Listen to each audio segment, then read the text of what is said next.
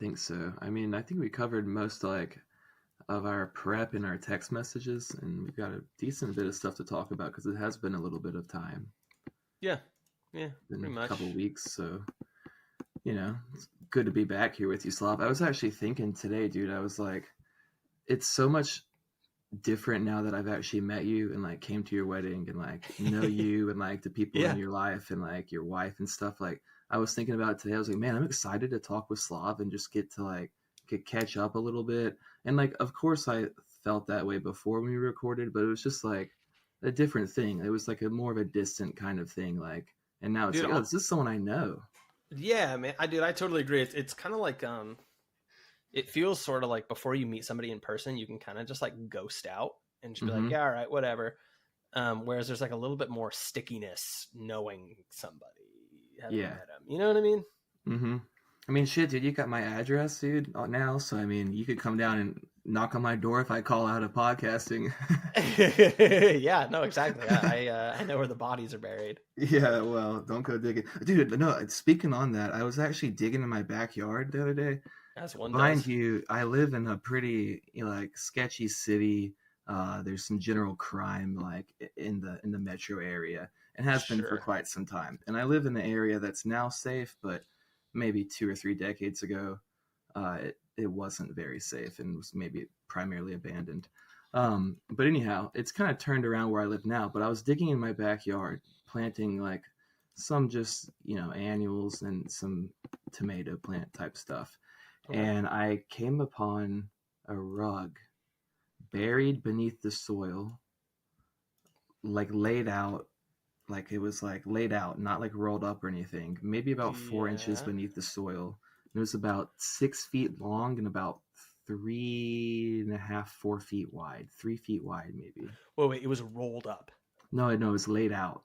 Oh, okay. I was gonna say if it was rolled up, then like there's a fucking body in that No, no, shit. no, no. This was laid out as if it was like laid out over something and then Okay. buried, or maybe just the elements kind of grew up through it. Sure. Um, but I've been kind of worried about like what could be under there because it was several inches under dirt.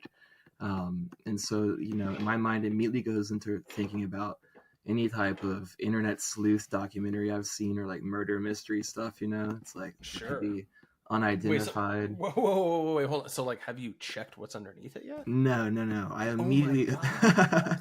I was like, I don't want to know what's under there. I don't think so. I just left it, and then I was like, I'm not going to plant any edible stuff around there, and then I'll just kind of avoid that area Yeah, generally. if you're gonna do any gardening, you should like make some like raised beds or something. Yeah, that's what I've been. I moved to pots instead for like any actual gardening. It's kind of interesting that it's laid out flat. Mm-hmm. Like, It's kind of weird. Like I was thinking maybe it could be like a dog or a pet could be buried under there or something, or like why the fuck would you? Why the fuck would you put a fully laid out rug underneath I it have or no on top of idea. it? Maybe it's treasure.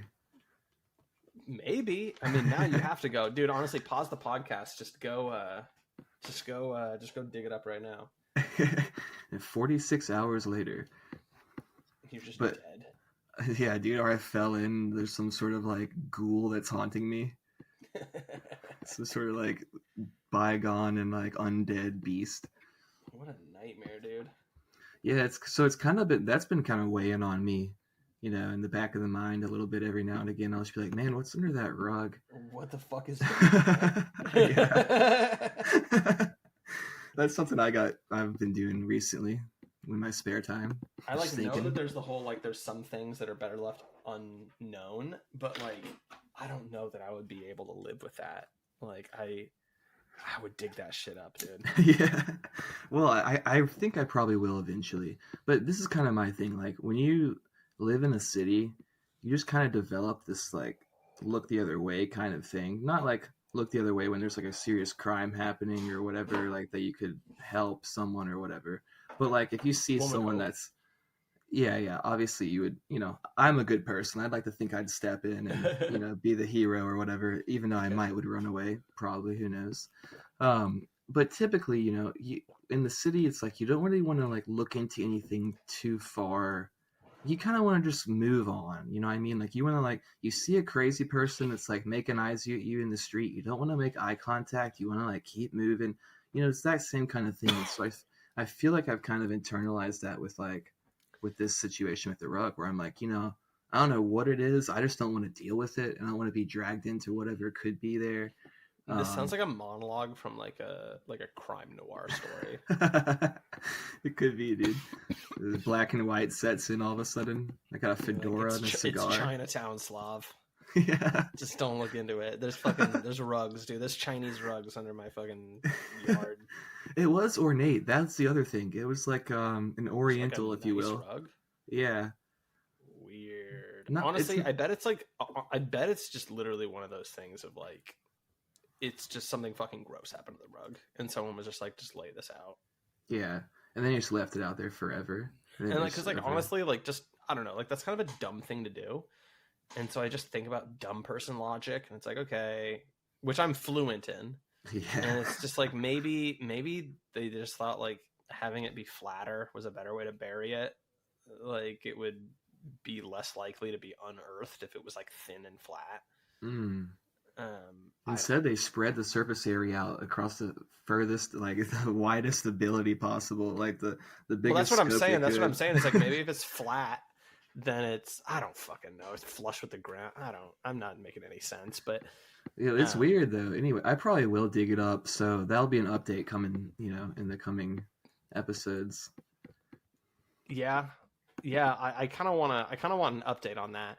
Which reminds me, actually, speaking of updates, my buddy reminded me that like we never did the follow up on the get that guy a girlfriend thing. Oh my god, yeah. Which like I feel like we got to do now. Yeah, but here's the thing: it's disappointing because we never heard from the guy. We never heard from him ever again. And I put the call out. You know.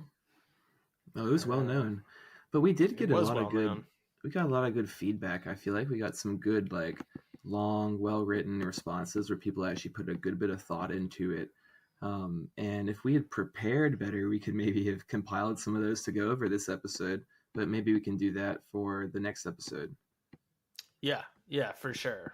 I mean, I think like make it like a theme, like a whole theme thing. Yeah, I think that would be great. I was really interested in that whole topic, and it's kind of just a bummer that it just kind of fizzled out, you know? Well, I think what we should do is I think a great way to do it is do a mailbag style episode where we have people write in with kind of a love line style thing. Oh, yeah. And you know what I mean? And like just kind of like try to like kind of field advice and or questions from people in the audience. Like I think that might be a good way of doing it. Yeah, and then it's not just like we're unsolicited, like just taking this one guy and making our whole thing about him. That's totally. Maybe a little bit better. I mean, I kind of like singling the guy out because he's like totally anonymous, but also it had like crossed my mind that maybe that's why we never heard back, because he's just like it just becomes too real for a second. He's like, what the fuck? He's like, whoa, yeah, that could make sense. Or maybe he's just onto another burner account, dude, or like another anonymous account. Could be onto a whole other sphere of internet stuff now. That's true. He's like, daddy was a Rolling Stone, you know. He's got a whole family now. Gathers no cookies. Rolling Stone gathers no cookies or caches or caches, whatever you call it. Jesus Christ. Well, yeah, man. I had kind of a perfect day so far, I gotta say. Yeah. I'll try to be quick about this because it's not really that interesting. You can lean into it, dude. Wax poetic if you want. Dude, for sure. Well, I think this might also set up a couple openings just in general. I also wanted to ask you some like holistic medicine stuff a little bit. Okay. Anyways, started the day, took the dog for a walk immediately, right before I did anything, which I did very intentionally. I felt like that would be a good call. And as soon as I got home, I did like a pretty solid calisthenics workout, which I've been kind of wanting to get better about lately. And I like fucking just got it. You know what I mean? I just got after it. Yeah, you mentioned you were doing some yoga before. Yeah. Well, right. And so just kind of trying to do home-based, zero or very limited gear workouts, Yeah. basically, right? Like get a yoga mat, get some rings that you can put up in your doorway. That's all you need, right? Mm-hmm. And anyways, I did that, and then I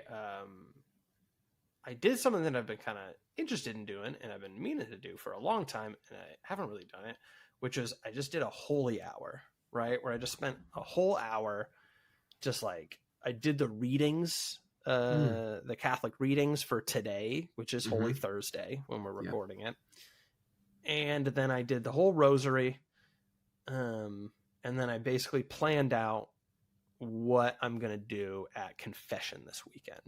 Nice. Which like most people, I like just don't do, Mm-hmm. and I kind of want to change that. Mm-hmm.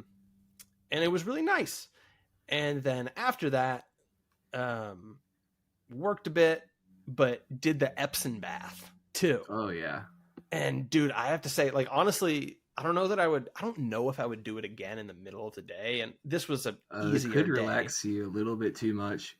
That's what I'm saying, dude. I was Yeah. like making calls for work, and I'm like, dude, I'm like paranoid that I'm gonna sound high to this person. Yeah. And I've like definitely come down from that, or come up, or however you want to put it, since. But even then, I feel like I sound like a fucking drone a little bit right now. But It can make you a little bit sluggish, but it's so nice, dude, after like a long day, especially if you're exerting the muscles or if you like did a workout or something. Well, and part of the thing was my jaw's kind of been hurting a little bit. I get a little bit of that TMJ pain going on. And do you clench your teeth at night? Not really. Hold on, I got a thing in my throat. Jesus. Got a frog. Mm-hmm.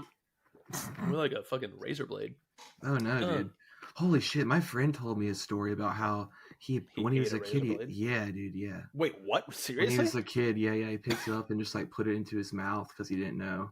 Did he put it in his mouth, or did he swallow it? Well, he put it into his mouth and like cut his tongue all up crazy, and it's like whole mouth. So it was like a whole thing. Holy shit, that's just a Tuesday for me. Yeah. No, so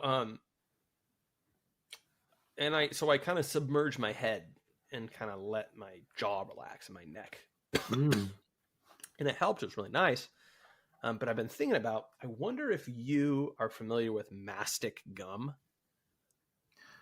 I feel like I might have heard of it, but I haven't ever been of it myself or like looked into it. So I only know an introductory level. So I'm going to kind of I'm going to Google it really fast just to like see if I'm totally saying something retarded. But basically, like, it's like tree resin that you fucking chew on like gum. Yeah, I've seen this advertised to me before. Yeah, and like you can I mean, what can you do? You can take the stuff like a supplement also. But like the main thing is like chewing it, right? And it's kind of like that mewing stuff a little bit, where like it can help sculpt your jaw and shit like that. But I think like, I don't know that I have the worst TMJ, like the worst jaw pain. And so I wonder if like doing some of this like jaw strengthening natural gum would be like a good idea. And you can buy like a bag of this shit on Amazon for like Google it. Like it's just, it looks like fucking, it looks like it's like a mix between like a, I wonder what it tastes like. It probably doesn't taste particularly good. But it looks like it looks like a mix between like a crack rock and that like dry fruit you would get in that like trail, that like natural hippie parent trail mix. Yeah, it's like some sort of like dried pineapple. Yeah, that's exactly Molly or something like exactly. Some sort of MDMA crystal. But basically, this is like the resin of some fucking like tree in Greece. Oh, okay. And people just chew this shit. And I like gum, dude. What's that? I like gum. I like gum also. And I feel like this is this is like perfect for you then. Like I almost want both of us, like we should both get some of this and report on it, because it's just like, this is like, look, I'm like looking at pictures of it and it's like, this is the most schizo hippie shit. Yeah, I like And it. it's like I'm kind of surprised you like don't know anything about it. Well, I can for sure tell you I have absolutely been advertised this one brand, Gum of Gods.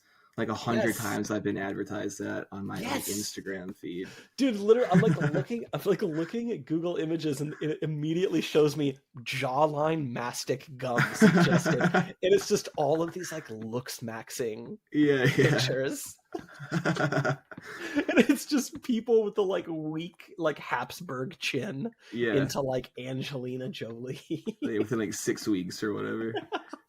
Yeah. from just chewing gum. Dude, if it tastes good, I'll try it for sure. I mean, even if it doesn't taste good, I'll try it. That's kind of where I'm at with most things. Like, I'll try it, and then if it doesn't taste good, then I won't try it again. But I'll try it one time just to make sure, you know. Sure. But I think it might be kind of refreshing. It says it's bitter at first, but after some chewing, it releases a refreshing flavor similar to pine and cedar. To be honest, shit like this, it usually it's like it doesn't taste good in the way that like people conventionally mean. I'll say that. Sugary process. But like there's something kind of satisfying to shit like this. You know what I mean? Where it's kind of, well, I'm talking out my ass. Like we haven't even tried this yet, right? But I'm quite interested in it. Well, I feel like stuff that's like this, that's like some sort of health supplement or like natural food or remedy kind of thing that you eat or chew or whatever, typically it has like, of course, like an earthy natural quality to it, like you're saying, where it's like it doesn't taste like good necessarily, like it's not like a flavor that you would put into a gum or food, but when you're eating it, you're like, yeah, it's something that's primally satisfying in a way. Like I felt that with a lot of the Chinese herbs that I would get from the like Chinese medicine clinic that I would get medications and stuff from, and it would be like mixed up roots and various whatever powders of Chinese stuff, and it tastes like, yeah, it's like a cup of dirt, like almost like kind of like how matcha tastes, like very like just like earthy, and it's something that's like, it feels like it's packed with minerals or something that's good for you, but it doesn't necessarily taste good, but it tastes like it's good for you, and that in itself is like good enough. Yeah, like what's another good example of that? Like, I don't know, just teas. Just teas in general, some like weird ass loose leaf teas you'll get sometimes that are just like, what the fuck even is this? But it's just like you're just drinking dirt, but like it's good, you know. Yeah, reishi mushrooms like that, like a bunch of these different things. I really liked the flavor of reishi. I got like one of those mixes from the Rare Candy guys, like, or their guy. Shout out. I will say though, I don't know that it meaningfully made a difference for me in general. Like, I think I've talked about it on the show before, and I don't know. I think beyond just maybe some like kind of like, you know, placebo, I don't know that taking reishi made much of a difference for me. How often did you do it, and how long? I did it like daily. And I did it for, I don't know, I guess like a couple months. Like, okay. I think I forgot maybe a few times here and there, sure. But like, I mean, I just did it until the bag was empty, right? And like, yeah, I don't know. I did the recommended amount, and maybe that wasn't enough. But well, I feel like it's a lot I'd of be these willing things. To try it again. I feel like a lot of these things, it's like it depends on what the right one is for you, because there's like a bunch of different like nootropics and like different types of mushrooms that you can try, and like herbs, herbal remedies and stuff that for some people might work wonders, and then for like some people just they either don't really get an effect from it, or they just don't ever really like notice it at all. It reminds me of like magic mushrooms. Like, I took psilocybin a couple times in high school, and it just so profoundly didn't agree with me. I fucking hated it. That's interesting, because I eat mushrooms pretty often. Not Yeah, I necessarily believe recently, that. but yeah, I like them in like in a microdose form, because it kind of just helps to like, yeah, like I think I've said it before on here, but yeah, it just kind of helps loosen the boundaries a little bit. Mhm. And just kind of open up I some. love that's a hilarious thing to just say casually. I don't know. I like that though. That's kind Totally. of how I like to engage with the world around me. I try to do that as much as I can, obviously without the mushrooms, like, Mhm. but that's kind of like a little bit of a tool kind of that kind of helps. It's also a drug. So I mean, I could just be deluding myself into just doing something I like, but either way, it turns out pretty fine for me. Sure. A But yeah, success story. there's definitely things that agree with some people's constitutions and some people like it just doesn't, I have that with certain foods and stuff too. Like I have that with certain dyes that are in foods will like make me like really sick and make me throw up, but like other people, like it's fine, like Mhm. some of the red stuff that's in like various fruit punches and stuff. So Here, I think hold it's on. just, Hold on. My wife just got home and Wallace is fucking spurting. oh hell yeah.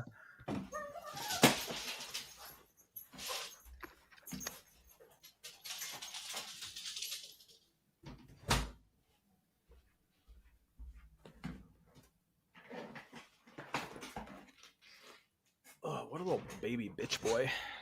How's he gonna do with the pup around, or not the Oh, pup, he's what the gonna hell, the baby around? the human pup. Yeah. Dude, it's gonna be a nightmare for him. But Yeah. I'm like already kind of tightening up with him a little bit and trying to strengthen him, trying to get a real anti-fragile dog, if you know what I'm saying. Yeah, I know what you mean. Kind of giving him a man up a little bit. Yeah, I'm having him read some Nassim Nicholas Taleb. And I'm really thinking me and Wallace are going to have a Black Swan incident coming up here Holy soon. shit. Just getting him to watch Buck broken. But okay, so he is into oh my god, what is that guy's name? Tariq. Yeah. Tariq Nasheed. Yeah, he's a big Tariq guy. He's a little hotep. Yeah. I can see that, dude. He kind of has that physiognomy, if you will. Yeah, he's black. Yeah. I mean, with a name like Wallace. Yeah, no. Where the fuck is Wallace? It's almost like do you know Jeff Dunham, that puppet guy? I do recall Jeff Dunham. Yeah. It feels like he could have a black puppet named Wallace. Oh, for sure. I mean, what were the Dunham puppets? Who knows, dude? They were crazy. Right now, well, he had the skeleton that was a dead jihadist, right? Yeah. Oh, fuck, what is it? Ari or something? So the dead terrorist. Like Ahmed or something. Ahmed, yeah. I knew it started with an A. Oh my god, dude, his puppets were like just the most on the nose stereotypical shit you could think of. He's got a Mexican pepper puppet. Oh, Jose Jalapeno. Oh my god, dude, you're like up to date on Dunham lore. No. I didn't even know the terrorist one. You dropped that one out of there. You pulled that deep cut out. You're like, I've never heard of this before. I don't even know. But dude, he like sells out arenas and shit, I feel like. Maybe not anymore, but he did. Yeah, I mean, I'm gonna check out jeffdunham.com. He's posting on X. Dude, oh my god. Let's just see his tour dates. Oh, he's touring. He's got a fat tour. Yeah, he is on a fat tour indeed. What the hell? So we got. Oh, he's coming near me. Dude, he's straight up touring through the end of the year. Wow. Okay, let's see here. Get tickets. Ticketmaster. Yeah, whatever. You think he's got any new ones? These are not the most expensive tickets in the world, to be honest. No, you gotta let the riffraff in if you're trying to do Jeff Dunham. Oh no! To be fair, you know what? Okay, guess how much front row tickets in at Planet Hollywood, Las Vegas are for front row? $260. All right, he's not that funny. 160 bucks. Okay. That's pretty cheap, dude. That's like real cheap. I mean, for like front row for a big show. It seems expensive for Jeff Dunham. Well, for Jeff Dunham, yeah, but like a bunch of arena acts, dude. Like if I wanted to go see Shane Gillis, like his arena act shows or his tickets are pretty expensive. Like for around here, like they were in the upper 70s, and like I mean, also that's with fees and everything. I guess this is probably not with fees. Like looking at just the tickets on his website. Oh, Ticketmaster. Ticketmaster's fucked, dude. Yeah, Ticketmaster is right now, fucked. though, but God, dude, you know what the name of his current tour is? What? Still not canceled. There's so many people that are using that now, like as like their marketing scheme. It's like that's the two styles of comedians. The two styles of comedians is like cancel culture, anti-woke, and the other is like people that just like literally write for fucking Vox. Yeah. You know, like that's the two genders. The people that are doing the canceling and then the people who are like trying to say like I've never been canceled, I can't be canceled. Right. Well, no, and not even that, but just like just talking about that in general. Dude, Roseanne Barr, I think, came out with one that like maybe kind of kicked off that whole thing. She called it. She put it on like on Fox News, I think, or one of the Fox channels. Actually, funny enough, the title of her stand-up special was actually just Michelle Obama is a chimpanzee. Holy shit! If she would have named it that, I might have watched it, dude. Directed by oh my gosh, what is the guy's name? We literally were talking about him. Abel Ferrara. No. No, the fucking. Well, now that would have been way funnier if I'd said that. Oh, you're talking about the dude that did Obama's America? yes. Dinesh D'Souza. Dinesh D'Souza, dude, that's like how we did the movie marathon of watching Alex Jones documentaries. Like, yeah, we should do like a D'Souza-thon. We do my three. Dude, any girl that's trying to date me should know that I basically got three modes. All right, I got three modes. All right, I got Alex Jones, I got Werner Herzog, and I got Dinesh D'Souza. That's crazy. That's such an intense like schizo kind of template. I guess you gotta have one more to provide like X-Y axis, like the extremes of both. You need to have one to make a full grid, so you gotta have four. So the fourth could be like David Lynch or like Abel Ferrara. Dude, that's my inside you. There's two wolves, Abel Ferrara and David Lynch. Anyways, I want to get some of this fucking gum. I honestly might buy some like while we're recording because this seems fucking dope as hell, dude. There's just like you just buy a big ass bag of them. My wife is gonna be like, "What the fuck are you even doing?" I also like I kind of hope that like it doesn't just make my jaw pain worse. I feel like it's a 50-50 chance. It could, but you'll know that pretty quick probably, and then you can just stop. Yeah. Dude, have you ever chewed like ginseng? No, that sounds fucking dope as hell. Yeah, you can get like ginseng root, and you can chew it. Mm-hmm. And they have like Chinese ginseng, and then they have American ginseng too. And they put it into like energy drinks and shit like that too. But you can just get just the pure root. So is it kind of an upper, or is it like? It's like an upper. It's not like an upper like in any significant way really. It's just kind of like it doesn't make you as like uppity as caffeine even, but it just kind of makes you slightly more alert and stuff. Dude, I'm seeing bags on Amazon of Wisconsin ginseng slices. Yeah, the slices. Yeah, I chew the slices. That rocks, dude. Yeah, they're pretty like nice. Pumpkin seeds. Mm-hmm. And it's I like the taste of it. It kind of has that thing where it's like it doesn't taste particularly great, but it tastes like odd, intriguing, and you're like you just kind of keep. It's like when you smell something that's bad, but not so bad that it's immediately revolting. So you're kind of like, oh, what is that? And you kind of smell a little more before you're like, oh, I don't know. But you kind of keep going back. I assume that this is going to taste just like Arizona ginseng and honey tea. It kind And of if it has a doesn't, then I'm similar. gonna be pissed. It honestly does. You can taste the ginseng in those teas, but it's like You when gotta you add have a the lot of pure honey root, though. it's yeah, lots of sugar, shitload of sugar in those. It, Arizona tea is so good, but it's just like basically syrup. Yeah, I mean that shit is fucking so good though, dude. So good. I don't Um, I don't drink a lot of carbonated drinks, and so like that was my go-to for a while. If I was stopping like at like a gas station, I was gonna grab that, or maybe like I don't know, a Powerade or something. But I'm a tea man coming from the South, and so I generally kind of gravitate towards tea. you're a fucking low tea man. Whoa, not with this Outside. ginseng, boy. That's true. That's just viral ginseng enjoyers logging on. Yeah, and fucking maca root and whatever the hell that gum is you're talking about.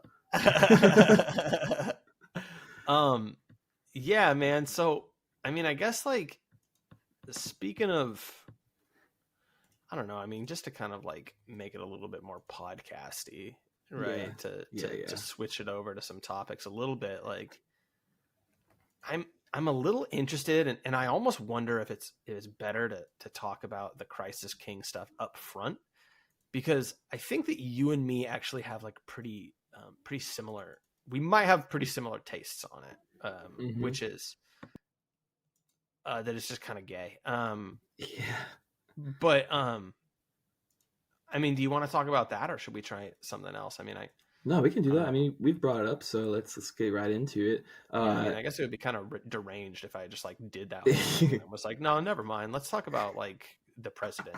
yeah, you're like you can just kind of stew on that and take that out of context, and whoever's listening can kind of chew on you saying that it's retarded and gay, and not really Honestly, the expound honestly on the that. honestly the fact that we just said this makes me like want to do that now. About not maybe we won't do it about this. That would be too easy. But Yeah, like just cock tease people about topics. Anyways, okay, I'm gonna give like the really quick version of it. yeah. Intro us. Well, and I'm gonna qualify it a little bit by just saying like I like have not touched Twitter for a second for a while now, The noble and savage, dude. well, for sure, dude, and and like to that point, uh, Lent definitely made it a lot less likely that I would be doing that also, right? Oh yeah. So this is kind of one of those things where like this is like a Twitter discourse. You can just tell it just has the makings of it in so many ways, and that's honestly kind of the topic I wanted to talk about too. Mm. But this is so obviously like a Twitter discourse, and it was just interesting because it also overlapped into like some, you know, cringe capitalist, some cringe Catholic influencers that I like to listen to sometimes. Mm. And so basically, Candace Owens got fired from the Daily Wire. I like don't really give a fuck about that. She basically it was Boo-hoo. yeah, it's sad losers. She was stepping out about her opinions about Israel, and Mm-hmm. then Actually based though.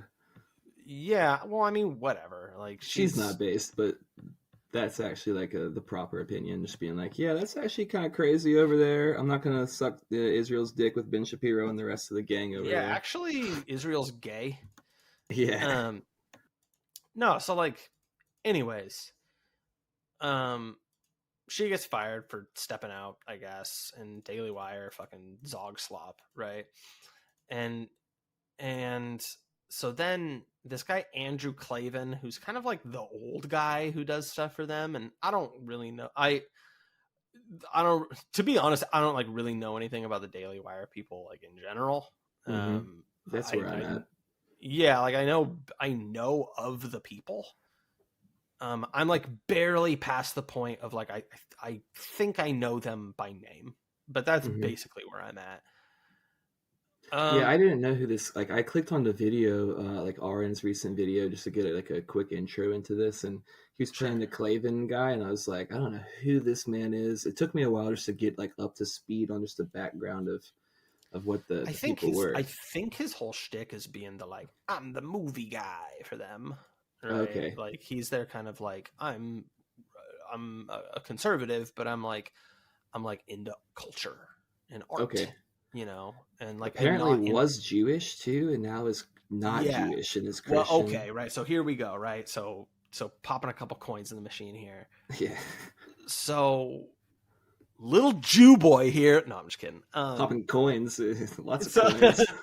no, so he makes a video.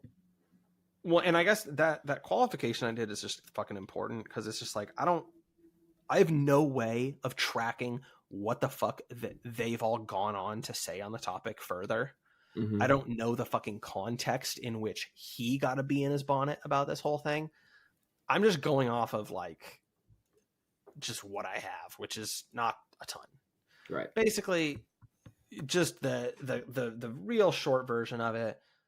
He makes a video talking about basically like the use of the phrase "Christ is King" being used anti-Semitically. Mm-hmm. I guess there's some aspect of Candace Owens said this, right, in some anti-Semitic way. I didn't hear that part. I just kind of skimmed the video. I So only know that just she now was heard involved. about that. I Okay. wasn't really aware of that. I don't actually even know if that's true. Point is now everybody's fucking spurging out, right? Because the thing is, right, is that you get like groypers and shit like that who are like saying it as like a way. This is a thing that is happening, right? As like a way to just kind of be shitty, right? To like little Benny Shaps, kind of like a right? signifier, in group, out group kind of thing, and you're saying it as like, fuck y'all, we're on this in group thing. This is kind of exactly. Like, and then once you make a video like this guy did, it's gonna make it even more of a thing where people are gonna be like, now people might have been actually using it like as anti-Semitic, like Nick Fuentes and these people, whatever. I don't know. I love how you like make his voice or his name sound even more ethnic. Yeah. You're otherizing him. You're being racist. I'm trying to, dude. Like, we can otherize those people as much as possible. Fuentes. He's dastardly, dude. Like, he's got a dastardly ethnicity, whatever that is. Like, he's Spanish, kind of weird. He's pretty dastardly. I'll definitely tell you that. And so then everyone starts spurging out and they start saying like, you can't say that saying Christ as King is anti-Semitic, right? And then so okay, so I thought Oren had an interesting video on it because he got to kind of one of the more substantive parts of this psyop, this discourse, which is people talking about covenant theology versus what is the dissolution, can't even remember. Or not dissolution. There's something else. P. It's something with a P. Are you sure? I'm positive. It's I'm not positive. I'm a retard. It's dispensationalism. There is a P theology. Pretty prominent in there. Dispensationalism. Yeah. So we're both right. Let's say that we're both wrong, but well, I'm always right. So get used to that, right? But so write that down. No, but no. So Oren talks about how like now it's creating this thing of like dispensationalists versus covenant theology, right? And God, I'm already talking about this more than I wanted to. It's all just to say, to the extent that there's actually some theological debate going on between evangelical culture that's dispensationalist, which basically is like the old covenant with Israel is not void. It's not null and void. It's still a thing. And so that's why that's why so many retarded Protestants want to throw money at Israel. It's because they're like, we need God's people there to like bring about the eschaton or fucking whatever. Right. Mm-hmm. And then like correct Christians like me believe in like covenant theology, right? Which is basically like and I'll just say, by the way, I'm totally being facetious. Like, I don't fucking think about covenant theology, right? Like, I don't, or like this isn't a thing that's defining about my religion, right? But it is kind of funny, right? And if I'm being totally honest, now that I'm being told to think about it, in the past, up until this point, it has always seemed kind of obvious to me that, like, yes, like the old covenant is now void, and like Christ coming about means that it's not about a limited chosen people. It's about it's universal now, right? Like, yeah, that Christianity. old Jewish shit is crazy, dude. Ethnocentric, yeah, like that's very ethnocentric religion, dude. It's very. I don't Jewish shit is crazy. Would be such a perfect title for our episode if we could do such a thing. Well, I mean, here's the thing. It's like, right, within the historical context, it's like, yeah, of course you need people, like you need the Jewish people, you need the Israelites, like to bring about like a monoism, like understanding of like, oh, there's a singular God and like Yahweh, and he can't really be named or understood and blah blah blah. And like we needed like the old covenant fundamentally, and like the just like the knowledge of the Old Testament and the prophecy, etc. But like a lot of the stuff that was then put on top of that, like a lot of the more like Baroque kind of institutionalizing of it, that led into like lawmaking and all these different strict rituals, etc. Well, then you get like the Talmud. Right, or you get just very ethnocentric shit where it's like, oh, we're the chosen people, blah, blah, blah, blah. And then like all the issues that created with the Gentiles, etc. So then Jesus comes along and he's like, hey, this is a universal message. Like Christ is a universal thing. It's not just for like this one ethnic group of people in one small part of the fucking world, which is nuts. Like that's a crazy thing to think. And so of course it's for everyone. Of course, like a salvation message is going to be a universal message that's not about one specific race or ethnicity. I mean, it's literally said in communion every week, right? It's like the new and eternal covenant, right? Old covenant out. Jesus is now my new best friend, right? Like, and it's about, we're the original globalism, right? Like I was thinking about that actually recently. But that was one of the things I kind of put in like as like a topic. It's kind of like how like Jesus kind of like with that universal message kind of opened up the idea of like kind of spreading across and like almost kind of like early opening the door to other cultures, etc. Kind of like with like a global idea and message. And then I was thinking about how modernity, we've had global expansion and it's allowed connecting of all people and blah blah blah, and like that's like fundamentally could be a good thing because it can connect everyone around those ideas and like a shared union and stuff. But instead it's like being coerced and co-opted by capital. So that was like one thing that I was thinking. But that was funny that you said the original globalist, because it kind of goes right into that line of thought. It kind of makes sense, right? I mean, like it's kind of a fuel for like the age of sails and just colonialism in general, obviously. And now it's kind of been eaten by something else, but which I know that you want to, and I definitely am interested in it too, talk about land a little bit, but I'll keep my powder dry here. Yeah, let's keep that for later on, maybe next episode or something. Oh, yeah. Oh, man. I'm really going to talk about it. Yeah. No, so anyways, I don't even want to fucking talk about the theological aspect of it, because it's like, because that is reasonable, right? The thing is I see my boy Oren talking about that, right? Dispensationalism versus covenant theology, and that's totally reasonable, right? And to the extent that I do want to talk about that, just to the extent that like it is interesting because it pushes back a little bit on the kind of concept of the open society, liberal, enlightened society, of this whole, like, I think that all religions are equally good and true and valid, right? Yeah. Which like really is just a really retarded way of people just saying, like, I think you should just treat everybody with some level of respect. Yeah. Right?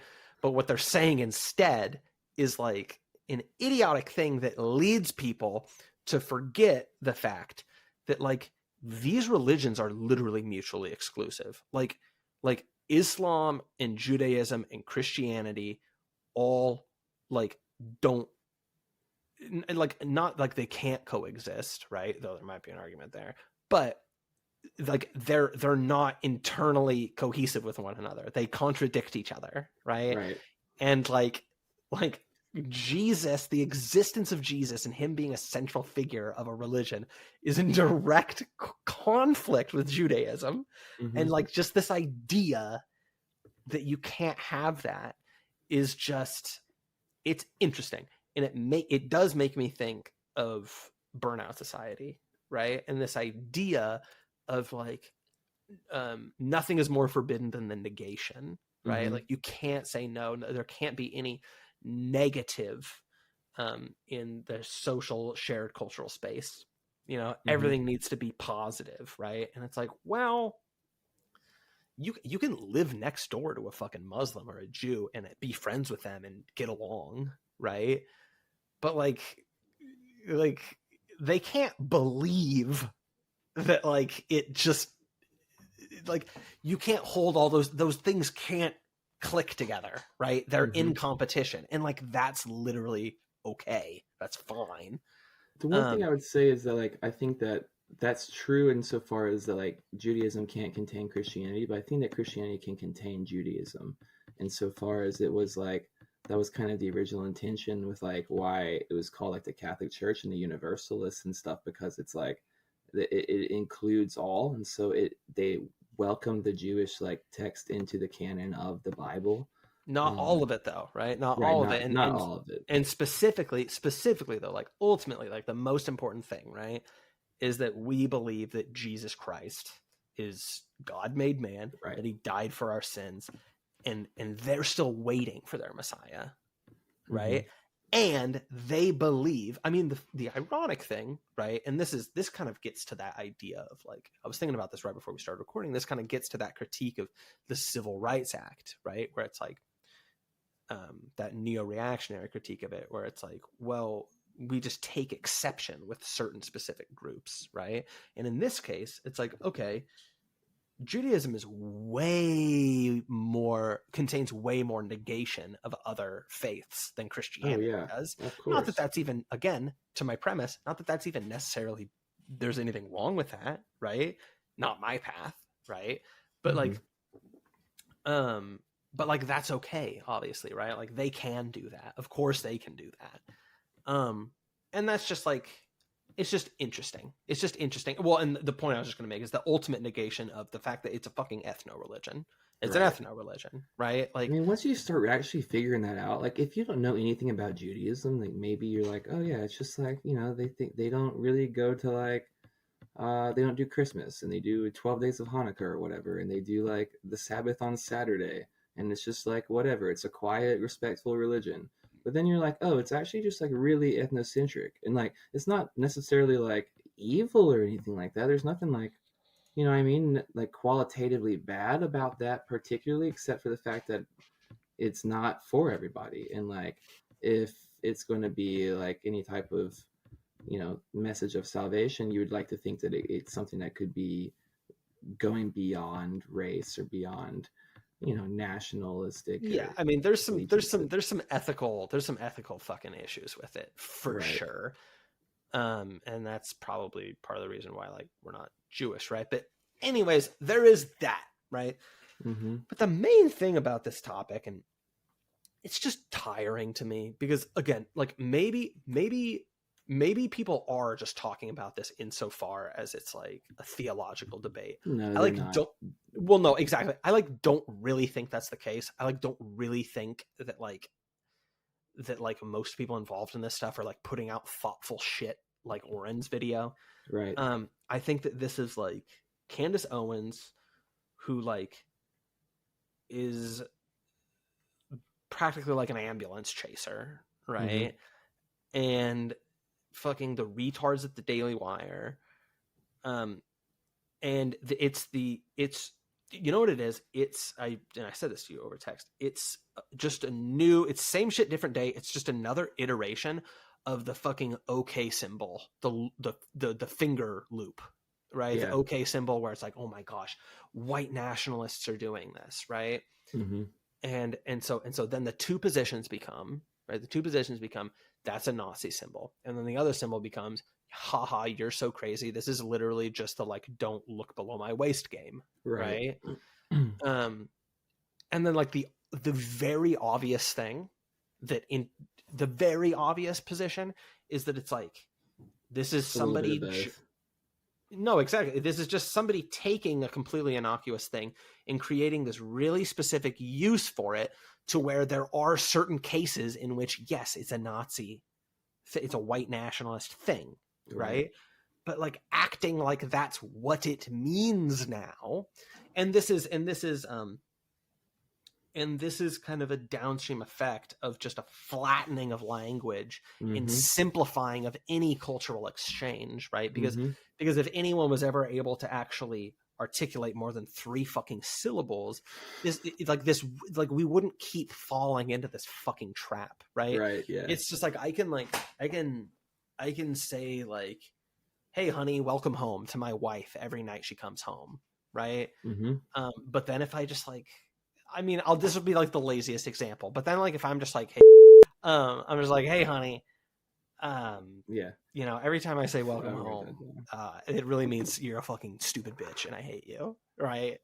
And I keep saying that over and over again. And so then when she comes home and I say, hey, welcome home, and she gets mad at me, like I've made it mean something else, it's like that fucking Dogtooth movie where it's like this guy has his kids listening to fucking this tape that's like fucking airplane means toaster, right? And yada yada yada. I don't even need to overthink it, right? It's such a basic, simple trait or trick. And just the final point is just like, it makes me so tired, and it makes me so confident in my decision to just miss out on all of this bullshit.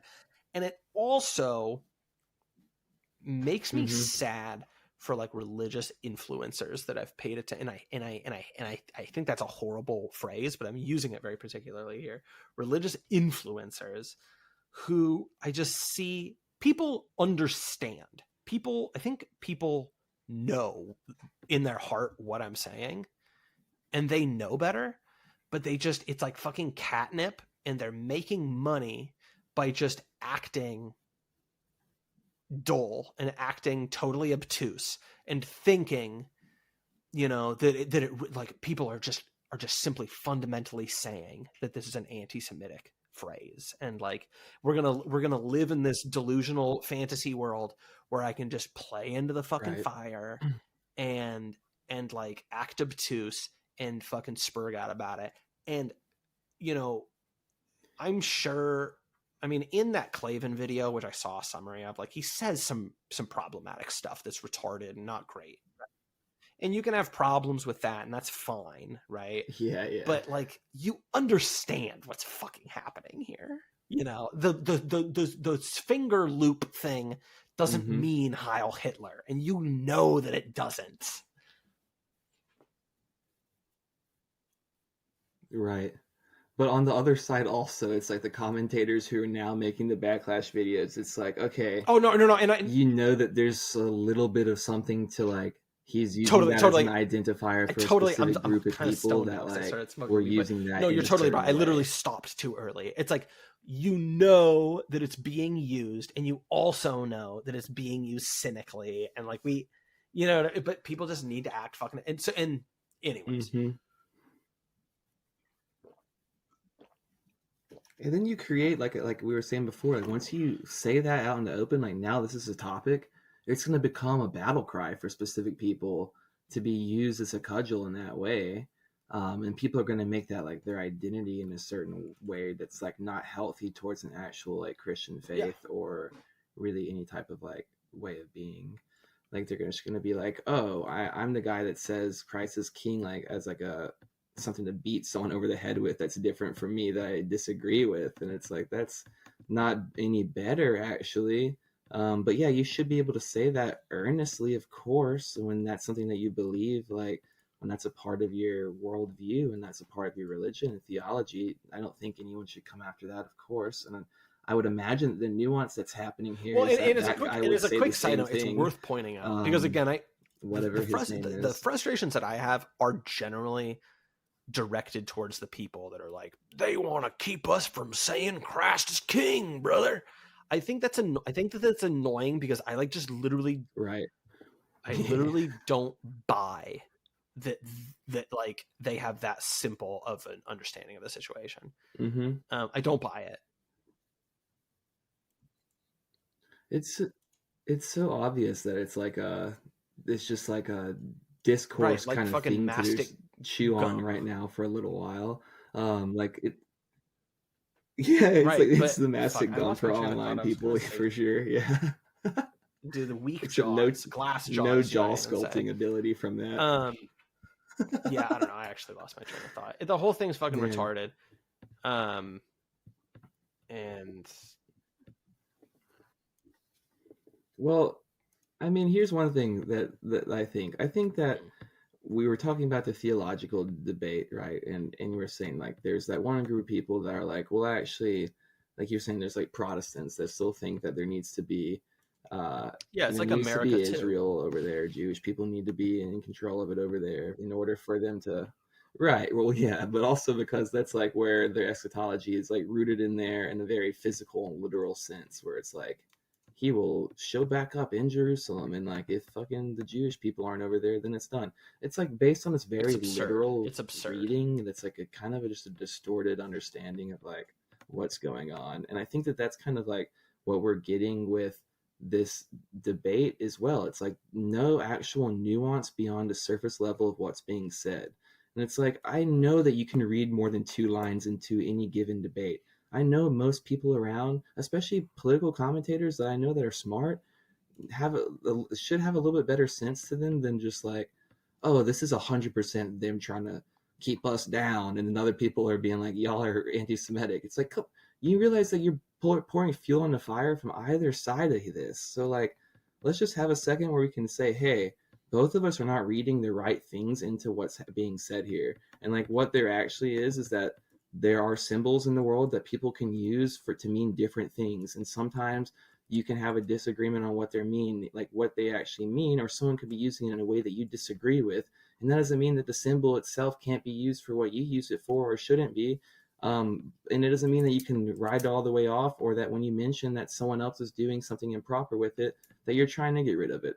It's like these things are kind of, we operate in a world of symbols, and it's kind of up to you to like decipher what's being like what the intention is behind them. And it's not something that you can just like blanket and say. So when it's like, oh, these guys are saying this phrase, Christ is king, and they're like, whatever, they're anti-Semitic, and I'm going to mention that, that doesn't mean that anyone that says that is anti-Semitic.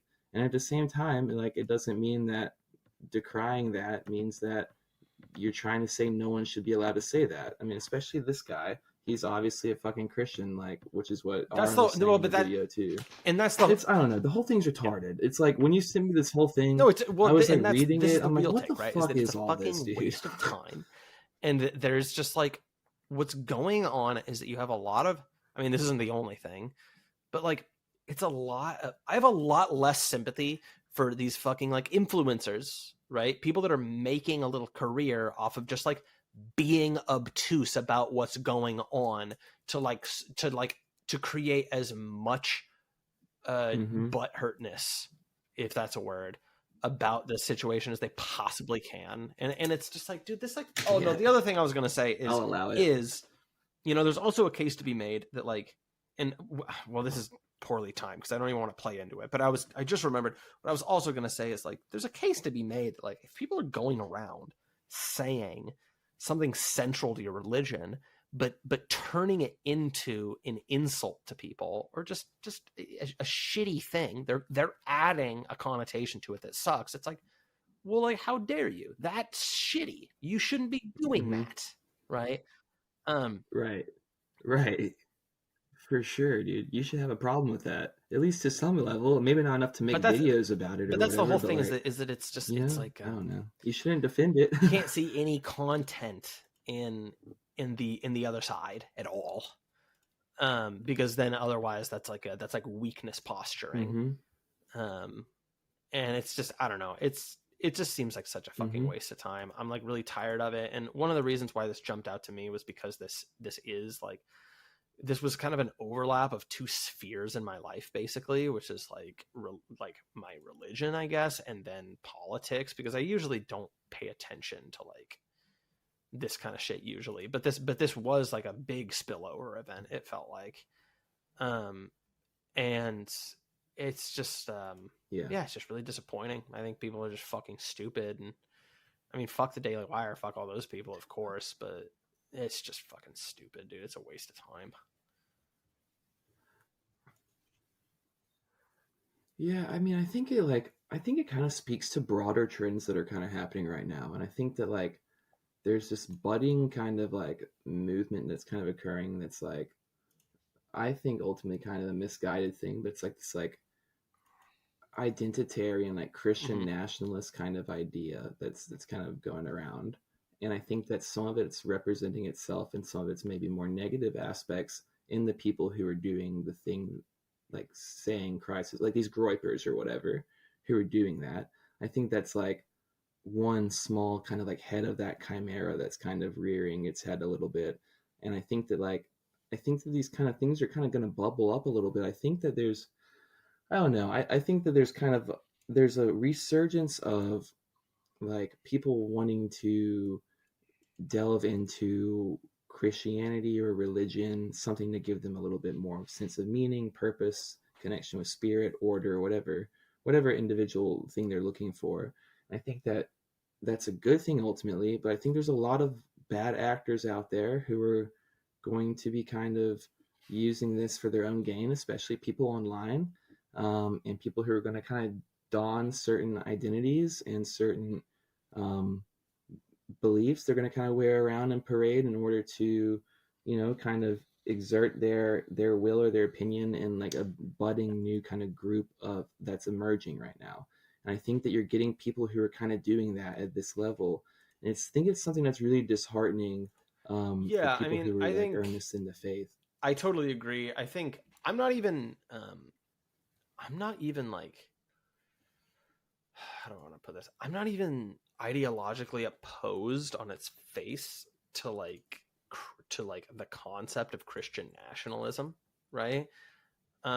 But I don't like this because Mm-hmm. um because what this is just the same Right. old thing of just like upper American upper middle class political LARP, right? The whole thing of like bored fucking Mm-hmm. people who are buying into an identity um, and some kind of social reaction and cachet by just posturing as having the most conspicuous political positions that they possibly can, right?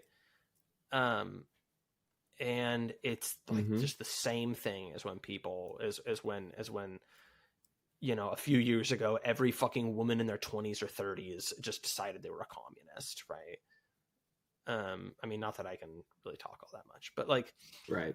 um, and Right. I don't really like that. I don't really like that. Also, like one joke that I kind of make is that it's just like, No. say what you will about like the Catholic Church or whatever, but like we are like functioning as like a, a nation state. And so it's like Christian nationalism literally already exists. It's actually Christian internationalism. Um, Right. Well, that's my whole thing with it. Like, if you're trying to do Christian nationalism in the sense that a lot of these people are, and what kind of sense it's like you're doing the same thing these Jewish people are doing, basically. You know what I mean? yeah. And you don't want to do that, obviously. So what the fuck are you doing? Like, it's a universal message. It's not about nations' allegiances. Now, if you want to try to like, we want to focus on our people here, and we should like kind of think about along some nationalistic, patriotic lines. Yeah, sure, but like, it Well, I think shouldn't what you're be saying, like it's like tied to us. I think you have to Man, be dude, I delicate don't with this know. I stuff because I think what can end up happening is that you right. know you either it's seriously lacking in the nation aspect or it's seriously lacking in the Christian aspect, right? Like you're gonna do both kind of poorly because I think at a certain Right. point right? At a certain point, they can be, I guess, like, I mean, I don't want to say incompatible because I literally don't believe that, right? Like fucking, like there already is a lot of Christian software running in just the baked into the cake of our country already, right? That's like the Well, yeah, I mean, dude, that's what enlightenment thinking kind of is. It's like that, but just yeah, removed from fucking the and so Christian like, actual I mean, that's just theology. Western culture in general, right? And like, so I don't want to say it's like Right. That's just incompatible, led but to I here. do think just you need to understand a healthy balance.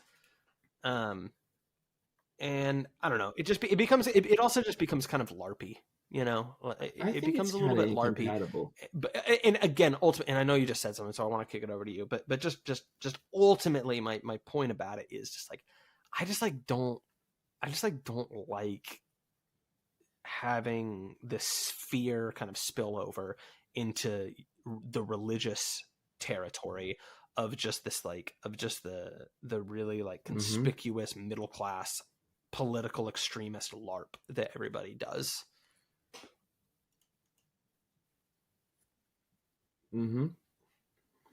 Yeah, I think that that's rampant in that community. I think that it's going to be more so going forward. I think that it's just like getting more into it now. It's just becoming more apparent that it's there. I think unfortunately it's kind of there always. There's always really bad actors that are kind of doing this kind of thing, um, and I kind of had my fair share of bumping into people like that in the kind of Protestant world. Some like backwater kind of revival, kind of not necessarily influencers because it was pre-internet maybe, but kind of uh, high ranking clergymen, if you will, or people with a cloth that kind of pulled some extra weight. And I think there's always going to be people who are kind of pushing distorted and views of the thing that you are a part of, and there's always going to be people who are kind of like just wearing it like a costume, and especially now in this digital world. But what I was going to say is when you were talking about the Christian nationalism thing, I think it is kind of Mm. incompatible, like with the two concepts as they are, like colloquially understood, like nationalism and then like Christianity. I think those two things are incompatible. I think that having a strong nation and then like basing it upon Christian values, I think that can happen, and I think that like maybe even tying them together more closely. I'm not sure how that would look, but I don't think that like a sense of nationalism in the sense that like it's understood over like in historical context. I don't Well, I think that guess that this is is where it compatible comes with down like to a just like Christian what the message, really. fuck Christian Um, nationalism even means, right? right. That's why it's like questionable. It's like let's not. I'm real questionable with anyone that's Mm. like attaching anything else to Christianity because it's like it is what it needs to be already.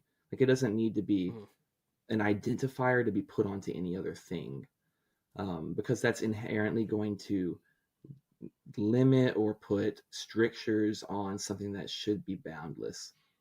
Like boundless, not It necessarily limits boundless its as in scope. like It have limits its scope. no like rules Honestly, or I'll put it like this. understandings, but yeah, in a way that's like it puts it into human things. Like Exactly, it nationalism's makes it for of the humans and earth. It like makes it of Christianity the is not. world, Like it's not a which human is construct. not what you want, right? Yeah. Um. Anyways,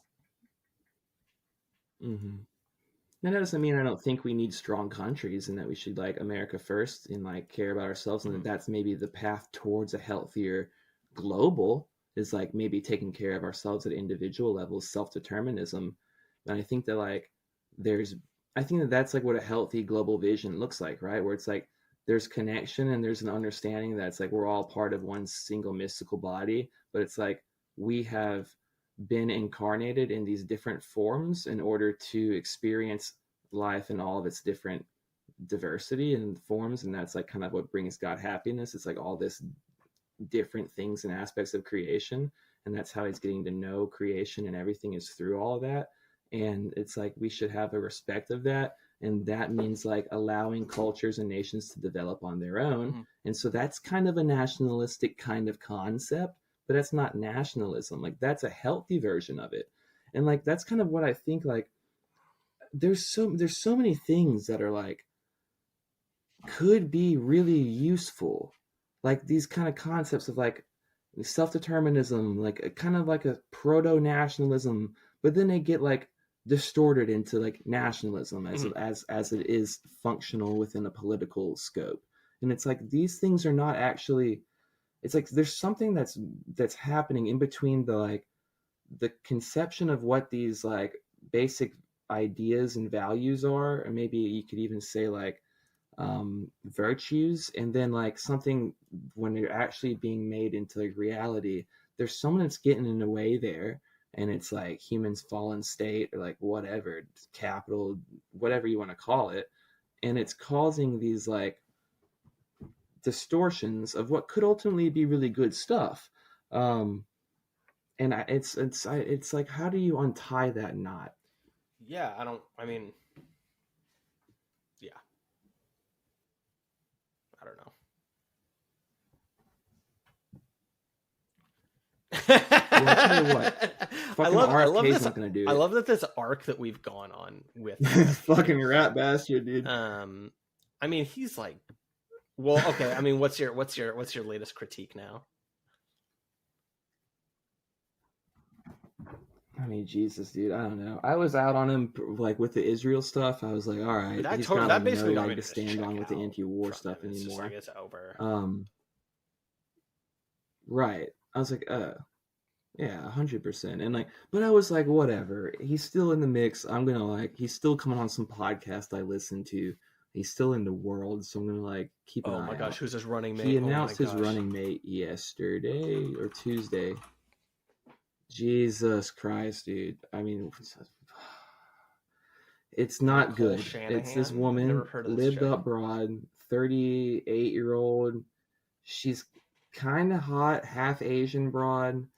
Um, she's like super lived up, Silicon Valley tech lawyer. Used to be married to the either the CEO Okay. or the founder of Google for the longest amount of time, and is not anymore because she allegedly had an affair with Elon Musk that led to them ending their marriage. So she's like literally in bed with like some of the most reptilian, just techno futurist, crazy people in the world. And he brought her on because he's like, this is really going to shake up the political atmosphere. Oh wait, she She was doesn't fucking have like Elon a Musk. background in politics. She's 38 years old. Oh. She was married to the guy from Google, either the founder or the CEO, and then she fucked Elon Musk, like had an affair with Elon Musk. Allegedly is the news, like that's what's in news articles, and that's why they got a divorce. And so now she's like Okay. independently wealthy with all of his money that she took from the marriage and all of her money from being a Silicon Valley lawyer. So RFK chose her as his running mate, and the primary thing that he said was because she's going to help with the ballot initiative. So like Well, it that's was what that stuff really just like always a is. strictly cynical thing where it's like, right, but it's like, I don't know, dude. This woman's like, she's like super into AI. She's super into tech, very big tech optimist. Like I said, is a Silicon Valley lawyer. And then like, so I watched his announcement, whatever, like when they had her come out. And they had out speakers and stuff before. And I guess a lot of it has to do with the fact that he's kind of like turned his back on the anti-war stuff, whatever. But they focused primarily just on health. Like it was just like our soils are fucked, the air is fucked. People have like a bunch of kids have autism, a bunch of kids have um, health issues, a bunch of kids have whatever those autoimmune issues, blah blah, and all this and all that, which is all true and it's all stuff I agree with. And it's like, yeah, we should be doing something about all that. We should look into like our industrial agriculture, whatever. But that was basically the entire thing. They had someone that came out that was based on COVID, like based about COVID lockdowns and stuff. And then they brought her out and they announced it. And her whole speech was like, I have a girl, I had a daughter, she was diagnosed with Whoa, wait, autism. is that the I'm VP? willing to do everything we can to put technology and Oh, money damn. together. Dude, this motherfucker Yeah. hired an anti-vax mom. Yeah, were you just saying that she The has an VP. autistic kid? Oh, she's not saying it's because.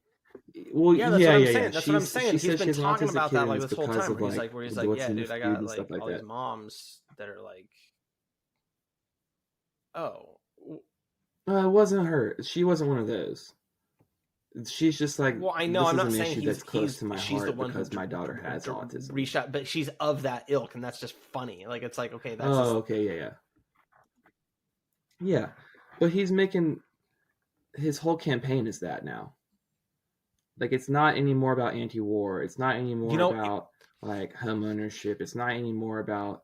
I mean, some of it's about health and medicine now and food, which is like all good stuff, but Well, very very that's like middle it's class reading between the lines. It's shit. kind of interesting, is it that Um, like it's a little bit interesting that um well, if you think about it, you like you even said, like, this chick's picked cynically, which, I mean, I would say that's every VP pick, right? And it's they must have for sure. data in front of them, right? And it's like, in picking a VP, Hmm. in picking a running mate, you're picking an issue to define you a little bit, right? And like, well, and isn't it Yeah, just right. interesting? And isn't She's it like Michelle interesting that, Obama like, updated, the main thing kind they're of going based. with is just anti-vaccine? I mean, they're just running on anti-COVID vaccine, like the Hmm. info, that the data that they're running Yeah. on is that there's more of an interest in being anti-COVID vax than anything else. Hmm.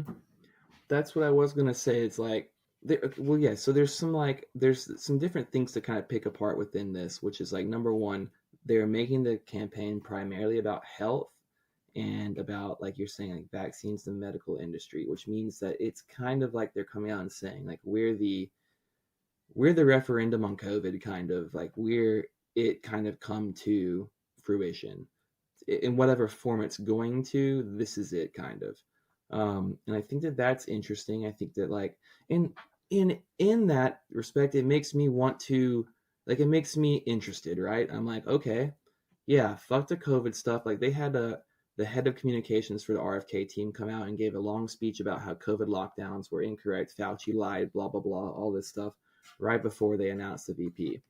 And then, and so like they're doing all this, and I'm like, yeah, all this stuff is stuff that's very important to me integrally as an individual. Like, I think that we need to have more holistic methods of farming. I think that we need to look at the chemicals that they're putting on our food and the preservatives that they have in our food that are legal here but not legal anywhere else in the world that's a developed nation. We need to look at all this kind of stuff that, like, lobbyists have been putting money into the system to make us unhealthy for so long. We need to look into that, and we need to have concerted efforts towards But it. we need to Um, fund but it's like, Israel. I don't know. It's like, right. Well, he's like, we need to fund Israel. We need to basically get in bed with big tech. We need to. I mean, I don't know. It was just a whole thing. She is a lifelong Democrat. This woman. She hosted campaign fundraisers for Uh-huh. Pete Buttigieg, and several other Democrats. And her whole thing is like, I'm today leaving the Democratic Party. Just like RFK, we've stepped out of the Democratic Party. They no longer hold the values that we hold dear. We still hold those values, but the Democratic Party left us behind, and blah, blah, That shit's blah. so funny. And they're like, we're the true Democrats still, all this kind of shit. It's gay, is what it is, dude. And then she's all like, I may be independently wealthy now, but my mom was a Chinese immigrant and my dad had schizophrenia, so we were on food stamps. And then she starts crying about how government programs saved her life. And it's just like, I don't know, dude. It rubbed me the wrong way, in like a Something pretty off about major these way, where people. I was like, ah. Um, and well, it's just like, yeah, I can't relate with these, like, just like, she's just like this, like, very bougie coastal elite Silicon Valley person, like climber, striver, Silicon Valley lawyer, and it's like really kind of off-putting and not very genuine. But I mean, she comes out and she's like, my whole thing is I'm just worried about like making kids healthy again and making the country healthy. and I want to put AI into like analyzing nutrition laws across the world and blah blah blah and all these data points to help us find solutions within minutes or whatever, all this stuff. But like, I don't know it. I don't care for her as a VP choice because like I was hoping for something like Tulsi Gabbard or like, I don't know, something else that not a Silicon Valley What lady. if it was Jesse Ventura? And yeah, I mean RFK is just. I saw that. I saw that was an option, and then also people were talking about Aaron Rodgers, the QB. Crazy shit. I mean, it's kind of a crazy cast of people that they're like trying to put together with RFK. Yeah, for real. But this is like the most, what would you say, choice acceptable within the mainstream liberal ideology is this woman. And it's a clear play to liberals and not to the right, because he was kind of courting people on the right for a while with a lot of his stuff and getting a lot of people who were like, maybe not Trump disaffectors, but were like, we like you. Yeah, he like put out that fucking gay video of him like lifting weights, right? And being like, and I think that like, I'm like BAP if he had an ass. Right. Face. Right. And so I think, to me, the whole thing's just schizophrenic as fuck. The whole RFK campaign's very just like, which is fine because I think it relates to like, it's where we're at kind of like. I think he's trying to appeal to all these different disparate sectors of the political spectrum that people are kind of sympathetic to generally. Like when your everyday person might be kind of like middle of the board sympathetic to each of these issues, but maybe not fully in on any of them. And it feels like he's just kind of trying to hobble it all together. And like he was going like trying to appeal to the right more. And then he's like, now I'm just going to go with this lifelong Democrat, 38-year-old woman that works for like literally married to Google, like crazy shit. And so he's like swinging that way. And now immediately, which is credit to his point of saying it's going to help him with the ballot initiative and help him not get shut out of news outlets, he's everywhere. Like articles about her, articles about RFK, articles about how RFK to be makes fair, it they so do Biden this won't win the election. So like, there's articles they say if there's anyone else on the Democrat ticket, it's a spoiler. And it's like, and it's funny because like because Republicans just simply never struggle with that.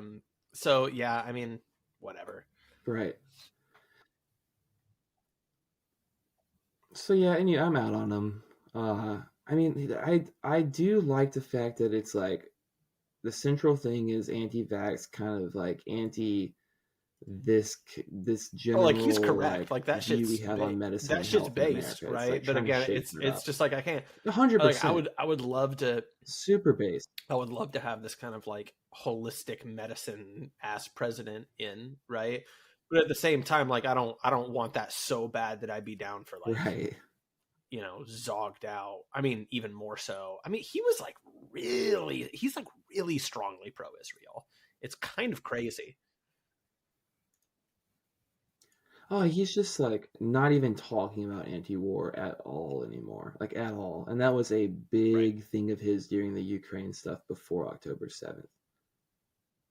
So I don't know. Yeah, and he was on the Epstein plane and shit too, which was just like insult to injury, dude. Like I heard that, and he's on there twice because like Ghislaine called up his wife, like, "Hey, do you want to come have a fun weekend?" And they were like, "Yeah." So you're close enough with them two to go on family vacations together? That's insane. Ghislaine Maxwell. So that's a problem. You're hiring some sick, yeah, dude, Ghislaine Maxwell. Dude, speaking of jizz, no, have you man, seen, I've never read the book, Dune? So I'm waiting to see the movie. Okay. Oh, is this what everybody's saying? Like everyone else in my life, dude. Everyone else I've met, my roommate for 3.5 years, like didn't watch the original Dune because he had the Dune book and he had like read the first handful of pages and like a handful of different times, like wanting to start it and then just didn't. And was like, dude, I'm just gonna finish the book. Dude, I am gonna finish it someday. Like, dude, you're not gonna finish the book. I will say, Let's just be honest. like, I think that I really like Denis Villeneuve, the director. I think he's exceptional. Um, I've heard that Mm-hmm. the second movie isn't as good as the Denis? first. Um, really? Okay, all right. I'm open Oh, to that. I felt the other way Um, maybe. Well, I feel like they're both really good, but if you didn't see them, then there's nothing really. sure. I'll say this: I think they're good movies. I think you'll like them. They have really good score, really nice set design, aesthetically very pleasing. Like the color palettes that he He has a uses are great really nice. like Um, aesthetic in general. and It's yeah, that's really yeah. cool. Mm-hmm. Yeah, dude, Arrival. He did Arrival too, right? He's got some bangers. I Yeah, that really one's strongly pretty good. He's recommend got some good stuff out there. Enemy with Jake Um, Gyllenhaal and Sicario. ooh, I've been thinking about watching Enemy. I've seen Sicario's a Sicario fucking a banger. while ago, but it was like when I was But Enemy's my a favorite of his. teenager. Oh yeah. Oh yeah, easily. Really? Yeah, Wow. Okay. it's like It's a like there's like a adaptation of some like doppelganger or old something. fucking Russian story, I think. And yeah, it's like a dude movie. It's like dude Oh, sick. it's like you gotta yeah, I don't know. He's got a doppelganger and he's repressed male. And it's interesting. Okay. It's very good. Nice. I'll definitely check that out. I've scrolled by it so many times on streaming services, and I'm like, I don't know, maybe I'll watch it one day. And then when I was looking Denis? through Eh, Denis, oui, oui. his Sabaton? filmography.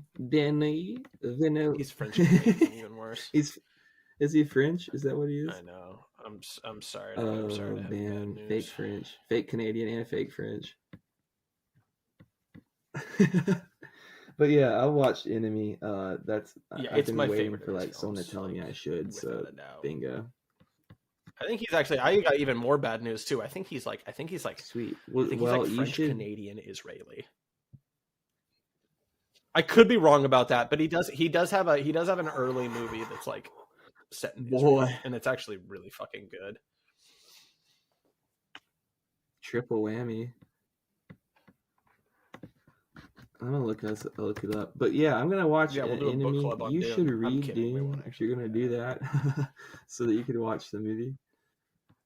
I mean, it's like a I've banger. My been friends thinking are like about really reading the fucking book into now. it, and Now that I've seen the movie. just never, I just never had the moment. You know, it's supposed to be pretty Machiavellian. Yeah. I think it's kind of based. Yeah. Yeah, I liked it all. There's these like, people like in it, old these broads, old people called the right? Bene Gesserits or Jesuits. Yeah, they're like these tricky old broads. And they're like trying to trick Bene young men to put their Gesserit. hands into this box. But yeah. So anyways, you said it made me think about it. Think about Benny Dune because I was Gisling thinking about the Bene Maxwell's. Gesserits. Yeah, That Benny dumb Jizz bitch, lanes. that dumb bitch.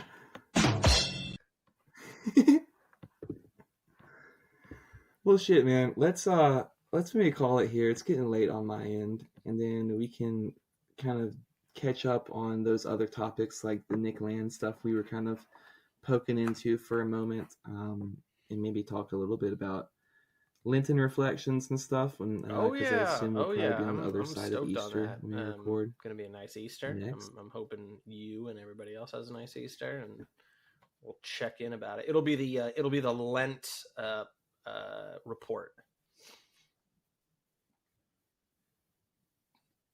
Yeah, and we can maybe also team up the Lent report with the mailbag. Yeah, let's episode talk and about that follow a up little bit. on We're gonna guys' love line and stuff. the men need our advice. They need our wisdom.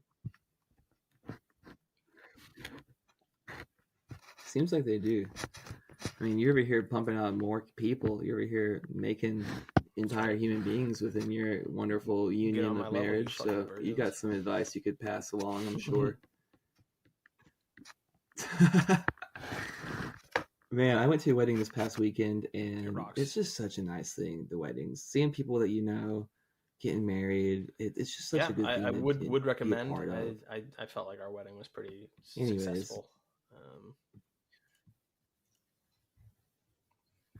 yeah, man, I liked Hell y'all's yeah, dude! wedding I more than won. this one, if that's anything to say. I mean, I don't want to say that to like draw any lines in the sand, but this was a beautiful ceremony of love and stuff too.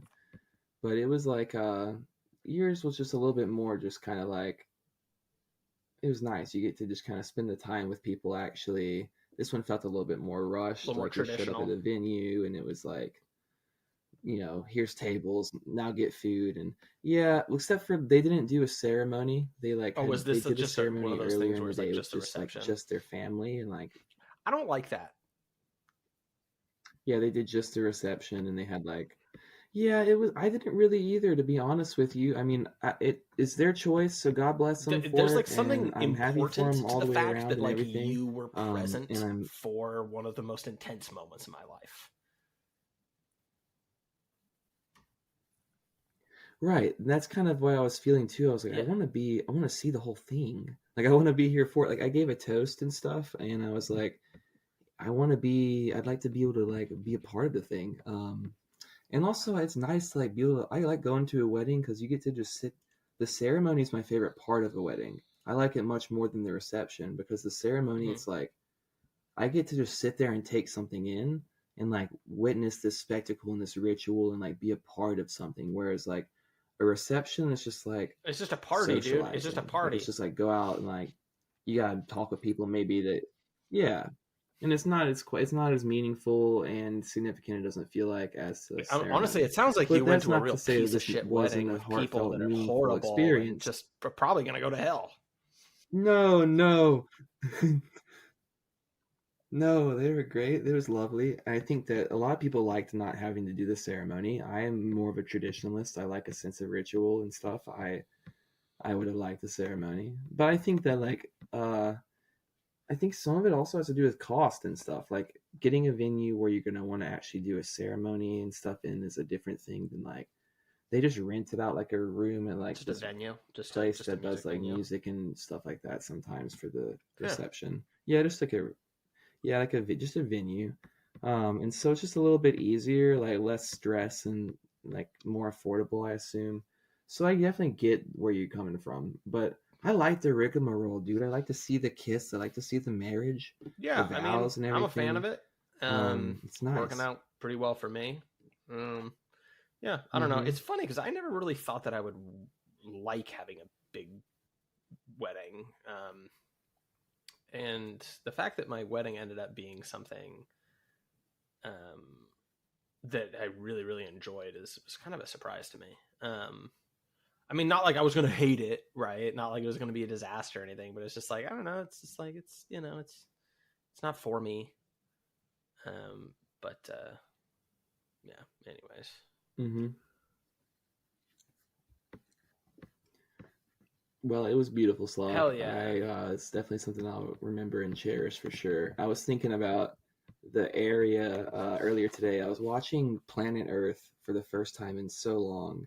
Uh, just like in the background, I had it on mute. I was doing some stuff with like mixing music, and I was seeing these huge redwoods, and I was like, man, it was reminding me Unbelievable. of It just was like just unbelievable. that whole area up Yeah, there on the island, and one of the most beautiful so places I've ever beautiful, been dude. to in the world. It felt like such a gift to like have that be kind of the setting and the backdrop of that event. Yeah, man, it's I see why so many people live up there. Oh, for You know sure. why it's so Well, densely well, and populated, like in honestly, that like region. it's not as densely It's populated really as something like a lot of special. places on the East Coast. Like, Well, I mean the yeah, Pacific. and like the nice Oh thing yeah, too yeah, is like yeah, you get yeah. out of Not Seattle and nearly as much as New it's not York too and stuff. bad. Like you can just get a couple of you can just have like just get like a like an hour or two outside of Seattle, and it's like it's fucking legit.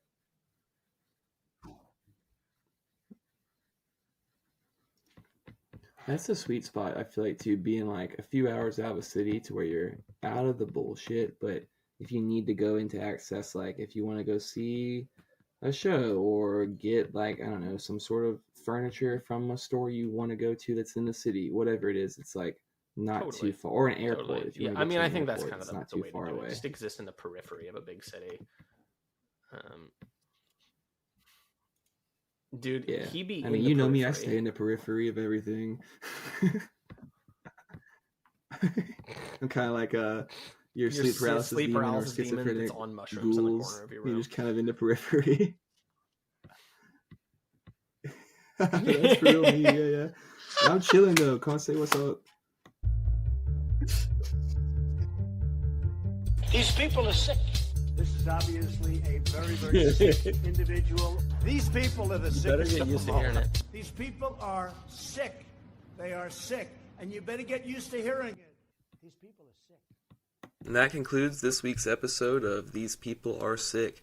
Thank you for tuning in. If you liked what you heard, you could head over to our Patreon page, which is the home for bonus content, extra episodes, video content, access to our Discord, and more. That's patreon.com/thesepeoplearesick, and we hope to see you over there.